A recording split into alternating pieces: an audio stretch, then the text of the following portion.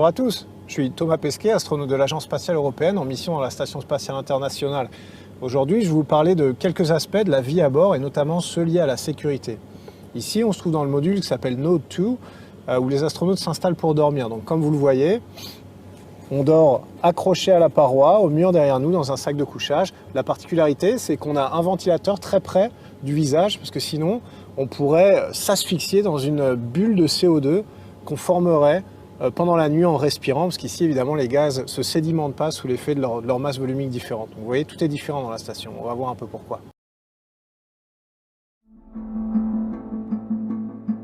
Avoir la sensation de la tête qui repose sur quelque chose. On ferme tout. Ah oui, donc la tête aussi. On peut, ça c'est optionnel, c'est pas obligé. Il y a des gens qui aiment bien, il y a des gens qui n'aiment pas.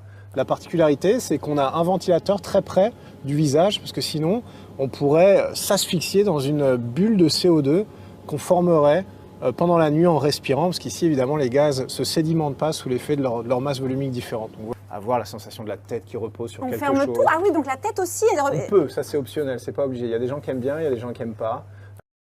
On se trouve ici dans le laboratoire américain qui est le cœur de la station. Et je vais vous parler du premier risque majeur auquel on est exposé, ce serait le risque de feu, comme sur Terre. Sauf qu'ici, les flammes ne se propagent pas de la même manière en apesanteur. Et puis, on a énormément d'équipements ignifugés, on est protégé contre le feu, mais on a aussi beaucoup d'électronique. Les feux pourraient se déclencher derrière les panneaux, donc parfois ils sont difficiles à détecter. On a des capteurs dans toute la station, et en cas de feu, une alarme retentirait immédiatement. Pour contrer le feu, on a recours à des extincteurs comme sur Terre, un tout petit peu différents, soit à base de CO2, soit à base de vapeur d'eau, et c'est comme ça qu'on protégerait la station entière contre le feu. Si jamais on avait un feu incontrôlable, on serait obligé de quitter la station et de l'évacuer dans nos véhicules Soyouz qui se trouvent à l'arrière. Je vais vous parler du premier risque majeur auquel on est exposé, ce serait le risque de feu, comme sur Terre. Sauf qu'ici, les flammes ne se propagent pas de la même manière en apesanteur. Sauf qu'ici, les flammes se propagent pas de la même manière en apesanteur. Sauf qu'ici, les flammes se propagent pas de la même manière en apesanteur. On ne jette pas ces déchets par-dessus bord, évidemment, parce qu'on essaie de maîtriser les débris spatiaux, qui sont une menace pour les satellites, mais qui sont aussi une menace pour nous. Ces débris, une fois lancés avec beaucoup de vitesse, après une orbite, pourraient revenir vers nous, percuter la station, causer un trou dans la coque du navire, et nous exposer au deuxième risque majeur qui est la dépressurisation. Ici, à l'intérieur de la station, on a une pression qui est égale à la pression sur Terre. À l'extérieur, c'est le vide absolu. Très grande différence de pression, un trou dans la coque. On perdrait tout notre air, tout notre oxygène. C'est évidemment pas une situation d'avenir. À l'extérieur, c'est le vide absolu. Très grande différence de pression, un trou dans la coque. On perdrait tout notre air, tout notre oxygène. C'est évidemment pas une situation d'avenir. Depuis à peu près 4 heures, ces deux cosmonautes sont en train de découper un Soyouz, un vaisseau spatial russe arrimé à la Station spatiale internationale. Le but, trouver l'origine de ceci. Un trou d'environ 2 mm de diamètre percé dans sa coque. Revenons quelques mois en arrière. Le 29 août 2018, les instruments de la Station spatiale internationale détectent une légère chute de la pression de l'air à bord. En attendant, la fuite a bien été colmatée avec du ruban adhésif. La fuite a bien été colmatée avec du ruban adhésif. La fuite a bien été colmatée avec du ruban adhésif. Suppression de l'air dans quelques instants. Premier produit, c'est parti. Est-ce que j'ai une bonne idée ou pas? Oh, ça vomit. Oh c'est con, c'est de l'autre côté. Oh mec, c'est beau. Par contre, faut faire gaffe que ça aille pas juste en haut. Ça, c'est en train de tomber. On dirait des œufs en neige, mec. Attention.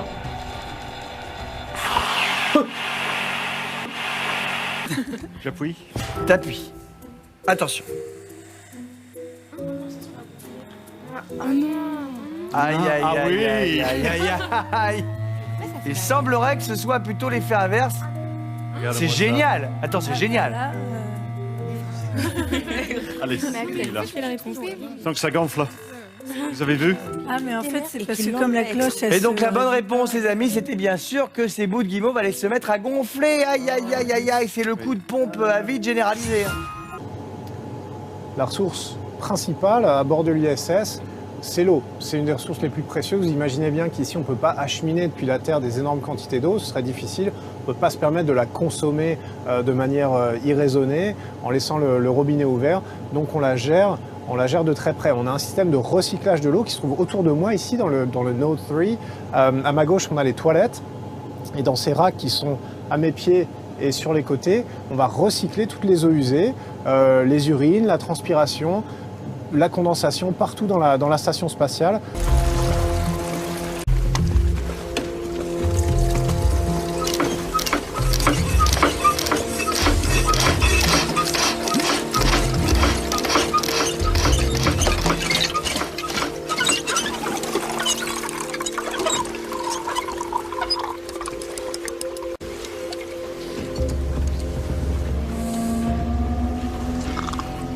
On se trouve ici dans la cupola et on est directement exposé aux rayons du soleil. Le soleil, c'est notre source d'énergie à bord de la Station spatiale internationale. On fait 16 orbites autour de la Terre, 16 tours par jour. Donc pendant une partie de ce tour, on est exposé au soleil, on emmagasine de l'énergie grâce à nos panneaux solaires photovoltaïques et à nos batteries. Et pendant la partie à l'ombre, derrière la Terre, de l'autre côté de la Terre, eh bien on restitue cette énergie emmagasinée dans les batteries. C'est comme ça qu'on peut approvisionner en énergie l'ensemble de la Station spatiale. Le soleil, c'est donc quelque chose de positif pour nous, mais c'est aussi un danger pour deux raisons. Les températures ici sont extrêmes, on n'est pas protégé par l'atmosphère, on peut atteindre plus 200 degrés au soleil, moins 170 quand on est à l'ombre, donc il faut se protéger pour ça. Une grande partie de l'énergie à bord de la station spatiale sert simplement à réguler la température. Le soleil, il est source aussi non seulement de lumière, mais aussi de radiation dont il faut se protéger. On est blindé à bord de la station spatiale pour que les astronautes ne soient pas exposés à des niveaux de radiation trop élevés. Et pourtant, l'équivalent d'une mission de 6 mois, c'est à peu près 100 fois la dose reçue pendant le même temps par quelqu'un qui serait resté sur Terre. Les toilettes spatiales. Alors comme vous le voyez, il y a vraiment deux dispositifs. Ça, c'est pour la petite commission. Ça fonctionne par aspiration, un flux d'air qui permet d'aspirer. Et ça, c'est pour la grosse commission. Toilette spatiale, c'est évidemment compliqué. On a des panneaux de contrôle avec beaucoup d'interrupteurs et des procédures. On a des procédures pour tout dans la station spatiale. Une porte pour s'isoler, pour être un peu tranquille. And that lifts up the lid. The seat here is about 5 or 6 inches in diameter, and there's a plastic liner in there where your deposit goes. What I have here is green beans and mushrooms, and I do not like mushrooms, so I don't mind contributing this piece of food in the name of education. So pretend I ate this yesterday, and now it goes into there. You clean yourself, and the wipes go into there as well. You take this red tab, you pull it off the rim, and depends on how full the container is. This one's about halfway through. We do have a stick, and you push it down in there with all its other friends, and then it's time to put a new bag on. To put a new bag on, you pull that, it's like a hair scrunchie, and get it all so it has max capacity there, and ready to go. Close it up, push it down in there, push it down in there, push it down in there. Salut les gens. Bon, c'est un petit test. C'est une caméra de terrain, donc je sais pas ce que ça va donner au niveau de l'image et au niveau du son. Bon, on verra bien. Bon, bah hier il y avait un ciel super bleu, avec des jolis nuages qui ressemblaient à des vrais nuages en fait, les mollusques. Puis bon, bah là, bah voilà quoi. Il recommence à balancer des chemtrails. Voilà. Ça y est, c'est reparti. Et ouais, là c'est. On vit vraiment dans un monde étrange, hein. C'est vraiment... Enfin, moi je dis ça. Moi je m'en fous, hein. Ça va les nounours? Vous êtes bien là? Oh punaise, mais quand c'est que vous allez vous... Quand c'est que vous allez vous réveiller, hein? Incroyable. Ouais, là j'en fais une petite, là, parce que... Là, il y en a, ils me demandent un truc à la con, tu sais. Ah ouais, tu crois vraiment que Nicolas Sarkozy il va faire 1 an de prison ferme? Ben oui.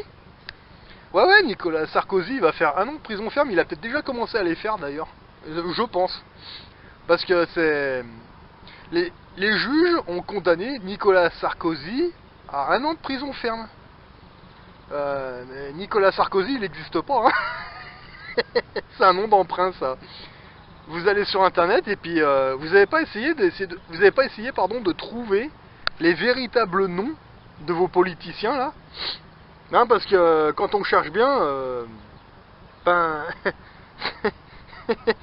les gens pour qui vous allez voter, hein, c'est des gens qui n'existent pas en fait. Hein, c'est que des hommes de paille. Hein.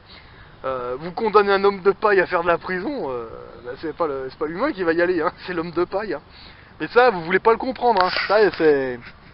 Non, y a rien à faire, c'est... Non, mais la prochaine fois que vous allez aller voter, moi je pense que là, c'est... là, vous allez... Là, ils ont déjà les deux pieds dans la tombe, mais là, je pense qu'ils vont refermer le couvercle, hein, cette fois. Hein. Ouais, parce que moi, je pense que la prochaine fois que vous allez aller voter, on va vous dire... Ah, tu veux voter? Eh ben, il faut que tu mettes ton masque. Il faut que tu te mettes un coton-tige dans le nez, un coton-tige dans le cul, voilà, et puis il faut que tu te fasses piquer par les mouches, tu vois, la AstraZeneca, Pfizer, je sais pas quoi, et puis une fois que tu as fait tout ça, bah, tiens, va voter pour des gens qui n'existent pas. Ah là là là là. Vous avez déjà essayé de retrouver les vrais noms de vos politiciens? Eh ben, essayez de le faire, allez chercher sur internet. Et puis ben, vous verrez bien que là vous vivez dans un monde complètement illusoire. Mais bon, après les gens ils veulent pas le comprendre. Bah oui, c'est comme ça. Hein. Oh, il est beau le chemtrail, regardez, c'est joli. Ah, encore un petit peu, on va bientôt pouvoir jouer au morpion dans le ciel. Voilà. Hein, Thomas Pesquet là. Putain, il va retourner dans son studio là, enfin dans sa fausse station spatiale, il va nous expliquer comment il vide les chiottes là. Putain, c'est pas vrai quoi. Ah ouais, il va vider les chiottes là. Il va nous le faire voir parce qu'en fait là, il nous a pas montré grand chose, mais ça tombe bien qu'il y retourne. Ça serait bien qu'il nous fasse voir comment il enlève les sacs de merde là, parce qu'il y a un moment, c'est plein son machin, avec les sacs plus ou moins bien fermés, en apesanteur. Quand il ouvre le machin, il faut qu'il les sorte les sacs, hein, quand c'est plein. Il nous a pas fait voir la manip. Hein, Thomas Pesquet, le jour où vous faites ça, un samedi, vous mettez des caméras partout, que ça se voit bien, et puis vous nous montrez comment vous videz les chiottes. Mais la manip de A à Z, hein, avec l'apesanteur et tout, les sacs de merde plus ou moins bien fermés, faut sacrer à la con là. Et montrez aux gens, montrez tout, tant qu'à faire. Là vous aviez juste fait voir ce que vous vouliez, mais non, mais faites-nous vraiment voir, moi ça m'intéresse moi. Le chiotte quoi, à 300 millions de dollars, je sais pas quoi là, putain c'est... En fait c'est juste un seau et un aspirateur en fait quoi. Putain l'autre il pisse dans un aspirateur. Comme l'autre là dans Scary Movie quoi, putain c'est incroyable quoi. Non mais pour l'urine pas de problème, ouais c'est aspiré, c'est traité, vous buvez ça dans votre café, pas de problème. Oui mais... Les sacs de merde. Les sacs de merde, vous videz ça comment, vous gérez ça comment quoi? Parce que au début, moi j'ai compris que ce soit la pisse ou la merde, c'était tout aspiré, traité, machin. Et puis apparemment non, ça aspire mais ça maintient un sac plastique ouvert, qui est pas très gros d'ailleurs. Mais apparemment les sacs de merde c'est foutu au fond du chiotte comme ça, avec une barre. Et puis, oui mais quand c'est plein, comment vous faites quand c'est plein? Moi c'est ça la manip que je voudrais voir. Quand c'est plein, vous faites comment quoi? C'est... Enfin bon. Oui, mais c'est comme tout le reste, hein, que ce soit vos politiciens, vos banques, vos astronautes, tout ça, c'est du cinéma. C'est un grand spectacle pour singes. C'est comme ça, bah ouais. T'en as qui y croient à fond, hein. Bah ouais. Là, tu mets 20 000 ou 30 000 ou 40 000, voire même 50 000 euros sur votre livret A, ça vous rapporte combien ça à l'année? 0,00003 ou 4, je sais pas, j'en sais rien, de la merde quoi. Ouais. Bah oui, bah, vous mettez 5 000 ou même 6 000 euros sur une place de parking, ça vous rapporte entre 40 et 50, voire 60 euros par mois. Ça dépend où c'est. C'est quand même plus intelligent, non? Enfin, je sais pas, hein, c'est vous qui voyez, hein, on est à l'aube d'un crack bancaire quand même. Enfin, un crack économique. Là, actuellement, on est dans une période, il faut aller au boulot. Il faut changer ses manières de faire, c'est-à-dire au niveau économie, au niveau... faut sortir de ce système, genre... là, pourquoi vous mettez tout à la banque? Mais parce que c'est la facilité, ça. Ah ouais, c'est le banquier qui fait tout. Ouais, mais le banquier il vous encule, il en a rien à foutre de vous. Bah oui, mais maintenant, même si ça prend 1 an ou 2 ans, vous préférez pas essayer de sacrifier 1 an ou 2, vous allez au taf. Vous lisez des bouquins sur l'économie, sur les placements, sur toutes sortes de choses. Le capitalisme, par exemple, c'est très intéressant. Et puis vous essayez de faire des manips. Vous allez faire les premières manips, vous saurez pas trop bien faire, c'est normal. Hein. La première fois qu'on va chez un notaire, ça fait drôle. Vous allez le faire 1 fois, puis 2 fois, puis 3 fois, puis 4 fois, puis un jour ça va être un automatisme, jusqu'à ce que ça devienne une routine. Et là vous allez vous dire, waouh, putain, mais ça vaut plus le coup en fait. Bah ouais, c'est vous qui gérez. Au début c'est chiant. C'est normal, vous savez pas faire. On est tous passés par là. Mais à force de le faire, de le refaire et de le refaire, bah ça va devenir un automatisme et puis une banalité pour vous. Voilà. Puis après, ben, vous avez une rente. Allez, on va dire 40 ou allez, on va dire 50 € par mois. Et ben cette rente, elle va financer l'assurance de votre véhicule. Après, vous allez un peu plus tard, vous allez en refaire une. La deuxième, elle va financer, je sais pas moi, votre assurance maladie. Ou au début, ça finance les assurances. Au début, les premières. Puis après, vous allez en acheter 3-4. Vous allez tomber sur des bonnes affaires. Ça va peut-être financer, ben, tout simplement votre loyer ou votre crédit immobilier. Je sais pas. Les premières, ça sert à financer tout ce qui est charges, assurance, tout ce qu'on paye tous comme ça. Et après, vous de votre poche, vous allez en sortir de moins en moins finalement, et ça va être de plus en plus facile pour vous. C'est toujours mieux que d'y mettre à la banque. Parce que là aujourd'hui, vous avez, allez, on va dire, vous avez 70 000 € là sur un de vos comptes bancaires. C'est possible? Aujourd'hui, vous pouvez faire quoi avec 70 000 €? Vous pouvez acheter un appartement. Ouais, il y a des endroits avec 70 000 €, vous pouvez vous acheter un petit appartement sans problème. Hein. Dans des endroits un peu paumés, mais ça fait rien. Vous pouvez le faire dans certains endroits de la France. Vous pouvez vous acheter 70 000 €, vous pouvez vous acheter 1, 2, 3, 4, 5, 6, allez, 6 ou 7 box. Ce qu'on appelle les box, c'est les garages. Vous savez, les parkings, enfin les garages quoi. Il va savoir qu'un box, ça vous rapporte entre 80 et 90 € par mois, voire peut-être même 100 € parfois. Dans certains endroits, dans les grandes villes. C'est pas impossible. Ça peut vous pouvez vous en payer 7. Ben, c'est pas rien, parce que 70 000 € placés là-dessus, ça vous rapporte déjà 700 € par mois, hein, si vous avez des box. Allez, on va dire 100 € par mois le box. Allez, un petit peu moins, 80 ou 90, peu importe, mais multiplié par 7, ça fait une belle rente, hein. Ouais, bah carrément, attendez, eh oui. Mais par contre, demain, il y a le gros crack économique. Et vos 70 €, vous allez les sortir de la banque si vous pouvez, je sais même pas sûr. Mais en fait, avec vos 70 000 €, demain, vous irez peut-être vous payer un café au coin de la rue, et encore, je sais même pas si ça va suffire. Ah ouais, non mais vous rigolez, mais c'est déjà arrivé en France. Hein. Ah oui, vous lisez le crack économique qu'il y a eu là, en 1880, là, ou je sais plus quand, là. Le crack économique, là. Ah ouais, à l'époque, ça s'appelait Assignat. Qu'est-ce qui s'est passé? Il s'est passé quoi entre 1919 et 1922 ou 23, je sais plus, là. Allez voir. Pareil, la monnaie en France ne valait plus rien du jour au lendemain. Le jour où ça va arriver en France, ça, faudra pas venir chouiner, hein. Parce que moi, le jour où je les entends gueuler, oh, mais même là, ils m'emmerdent, hein. Voilà, putain, les nounours. Bon, là, c'est une ambulance. Bon, 2 pompiers, bon, ils y sont pour rien, mais c'est quand même dingue. À chaque fois que je fais une vidéo quelque part, faut qu'il y ait les nounours qui viennent. Enfin, bon, bref. Le jour où ça va arriver en France, ça, vous croyez qu'on va faire quoi, nous?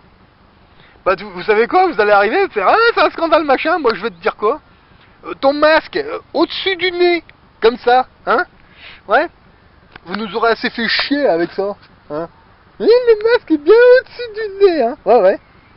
Bah, quand vous allez tous brailler, là, ah, les économies, ah, ça vaut plus rien, c'est un scandale. Bah, moi, je vais te répondre la même chose. Mets ton masque, hein, et bien au-dessus du nez, hein? Voilà. Mais bon. Voilà, vous irez demander à Thomas Pesquet, là. Et disons, ta station spatiale, là, t'es sûr que là, c'est pas un studio, c'est pas du cinéma, tout ça, là? Non, bah, je sais pas, hein, parce que ça coûte cher, la station spatiale, putain, rien que le chiotte. Oh la vache. Mais bon, après, ils vont vous dire, non, non, on n'a plus de sous, oh là là. Ah, bah, dis donc. Enfin bon, après, c'est vous qui voyez, hein. Moi, je vous dis, moi, personnellement, je m'en fous maintenant. J'en ai rien à péter. On dit aux gens depuis 2011 de vider les comptes bancaires, ils en ont rien à foutre. La télé leur dit, mettez-vous un masque sur la gueule. Ah bah dis donc. Ah bah ils l'aiment, hein, leur masque à la con. Hein. Moi, ça me surprend que les poissons ils se promènent pas avec un masque. Enfin, c'est comme ça. Enfin. Mais bon, après, c'est à vous de voir. Hein. Ah, par contre, qu'est-ce qu'il y a dans les chemtrails? Tiens, salut copain! Regarde, il a pas de masque lui, hein. S'il en a un orange. Putain, c'est surtout les gens qui mettent des masques FFP2 là. Putain, les gens ils se promènent, putain, ils ont des gueules de canard quoi. Oh là là là là là là. Ah, mais dans quel monde on vit, hein. Non, mais bon, enfin, sérieux, tous ceux qui ont compris, honnêtement, mort de rire. Là, tout ce qu'il y a à faire, c'est à patienter tranquillement, hein. Voilà. Mais bon, c'est comme ça, on vit dans le monde des nounours.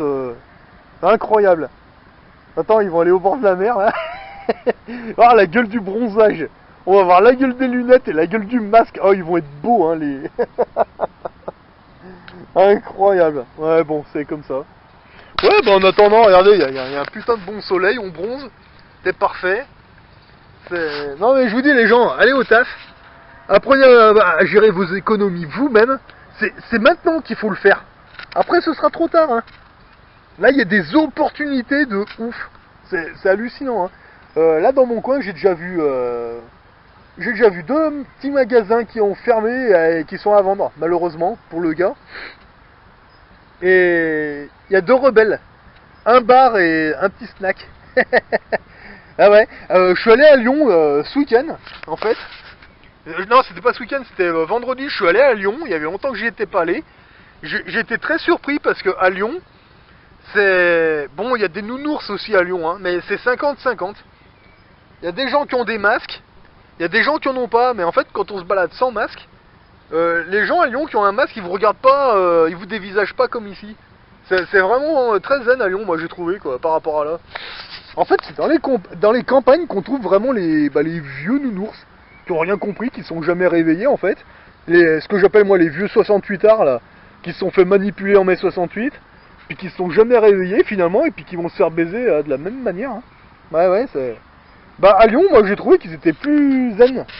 Beaucoup plus calmes, en fait. Puis bon, ben... Enfin, moi, ça m'a surpris que dans les grandes villes, moi, je trouve qu'ils sont plus cool que dans les campagnes, en fait. Ça m'a vraiment surpris, quoi. Mais bon, c'est comme ça. Mais par contre, tous les nounours qui vous disent « Ah, le masque quotidien, machin, mes couilles !» Posez-leur la question, vous avez votre niveau 1 en risque bactériologique? Non? Non, parce que moi, je l'ai, en fait, celui-là, hein, le diplôme. Ouais. Non, mais ils s'en foutent, ils ont jamais regardé, de toute façon. Là, pour l'instant, je suis pas tombé dans une seule usine ou une seule entreprise où ils avaient des mecs qui s'occupent de la sécurité qui l'ont le niveau 1 en risque bactériologique. Il y en a pas un qui l'a. Je sais même pas s'ils ont déjà lu un bouquin sur les risques bactériologiques. Mais par contre, c'est ces mecs-là qui vont venir vous dire le masque quotidien, France soumise. Bah ouais, mais en attendant, la qualification, ils l'ont pas, hein. Donc techniquement, ils ont rien à me dire. Mais bon, on le sait que c'est de la délation, c'est des pauvres gars, ça, c'est... N'importe quoi. Moi maintenant les mecs ils aient un masque sur la gueule ou pas, moi je m'en branle, mais je m'en fous, mais à un point. Oh là là là là. Mais les mecs qui viennent vous faire des réflexions, c'est vraiment des pauvres gars quoi. Putain, imaginez les mêmes gars dans les années 30. Bon bah voilà, vous avez compris à qui vous avez affaire. Hein. Voilà, c'est... Enfin bon, c'est comme ça. Non mais franchement les gens, là, allez au taf. Gérez vos économies vous-même. Faites vos placements vous-même. Si vous voulez devenir un capitaliste, faites-le. Vous en avez rien à foutre des connards qui vous disent « Ah, t'es capitaliste !» Ils savent pas de quoi ils parlent. Pas plus que les nounours avec leurs masques. C'est complètement con. Par contre, le jour où il y aura le crack économique, sortez le champagne. Parce que là, on va vraiment monter, mais plein régime, on va même pas comprendre nous-mêmes. Vous allez voir, ça va être un truc de fou, quoi. Et quand ce sera passé, que la nouvelle monnaie sera en place, que ça va redémarrer doucement, là, on ressortira les pièces d'or et d'argent, on y revendra à la banque, ils vont mettre ça sur les comptes, et des comptes, on va y passer chez les notaires, et puis tac, immobilier de rapport, et terminé, fin de l'histoire. Là, personnellement, moi je fais beaucoup d'intérim, je bosse pas mal, chez divers clients.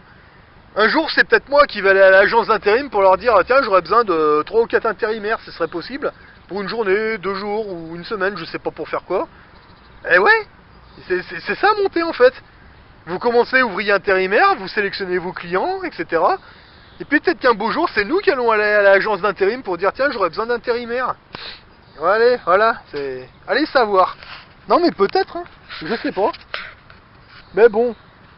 Moi le crack économique j'attends parce que moi j'ai besoin de ça pour passer à la suite.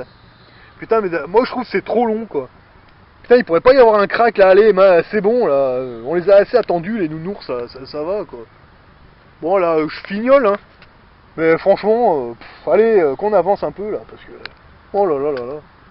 Eh ouais, mais n'empêche que... L'esprit gaulois, l'esprit du gaulois réfractaire, machin, putain, mais il est où, quoi? Putain, mais en fait, on nous raconte des grosses conneries, en fait, hein. Parce que franchement, en France, là, moi, je vois plus des collabos qu'autre chose, hein. Oh, on n'est pas nombreux à se balader sans masque, hein. Ouais, bon. Ouais, le gaulois réfractaire, machin, truc... Bah je sais pas où il est hein. Putain pourtant on nous aura fait chier avec toutes ces histoires hein. Ouais Vercingétorix machin, le chef des Gaulois, résistant machin. Ouais mais pardon Vercingétorix, quand on regarde bien l'histoire, c'était qui Vercingétorix? Rien, ils vont me dire ouais c'était le chef des Gaulois quoi, enfin des Français. Bah ouais enfin bon, en attendant pour moi Vercingétorix c'est ni plus ni moins que le mec qui s'est foutu à poil devant César et qui a posé les armes hein. Bah tiens, un peu comme vos leaders gilets jaunes là. Ouais bon, allez c'est bon, j'arrête là.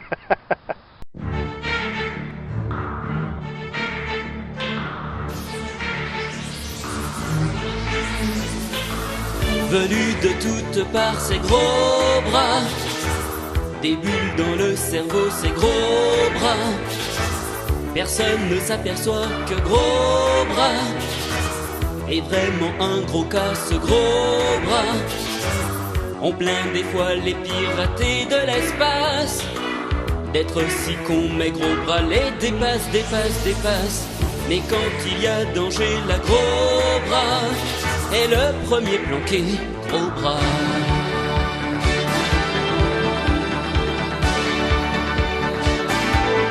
Oh mon machine, mire cajoline, mais qu'est-ce que je fais? C'est nul, je le sais. T'es-tu sans cervelle et superficielle? Il est condamné, toujours aéré, toujours.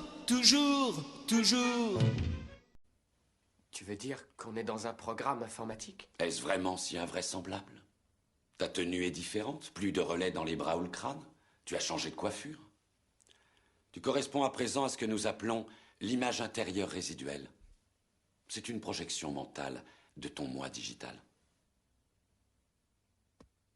Alors, rien de tout ça n'est réel? Qu'est-ce que le réel? Quelle est ta définition du réel? Si tu veux parler de ce que tu peux toucher, de ce que tu peux goûter, de ce que tu peux voir et sentir, alors le réel n'est seulement qu'un signal électrique interprété par ton cerveau.